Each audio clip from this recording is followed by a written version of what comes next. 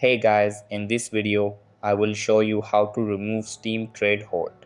Alright, so let's begin with the video.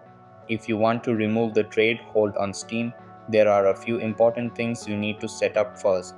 First, open up your Steam app and make sure it is updated to latest version available. After that, sign into your account and you will be redirected to the home page. You can do this process also through the Steam website.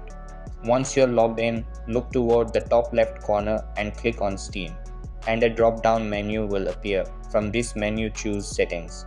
A new window will open on your screen. Inside the Settings panel, on the left side, you will see many options, but we have to look for Security. Under this section, you will see Steam Guard option here. Steam Guard is Steam's extra layer of security that protects your account from unauthorized access. It requires you to enter a special verification code.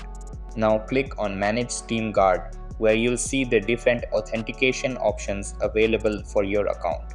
By default, most Steam accounts are set to receive Steam Guard codes through email. However, to remove trade holds, you must switch this to the option that says Get Steam Guard codes from the Steam app on my phone. Select this option and follow the steps to authenticate your phone number and activate the mobile authenticator. Once you enable the Steam Guard Mobile Authenticator, Steam requires a 7-day waiting period before the trade hold is lifted. This waiting time allows Steam to verify the change and secure your account. After 7 days, your trades will go through instantly without the usual trade hold delays. The process is simple as long as you follow the on-screen instructions and switch your authentication method to the Steam mobile app. So that's basically how you can remove Steam trade hold. So that's all for this video. Consider subscribing if you find it helpful, and I'll catch you in the next one. Thanks.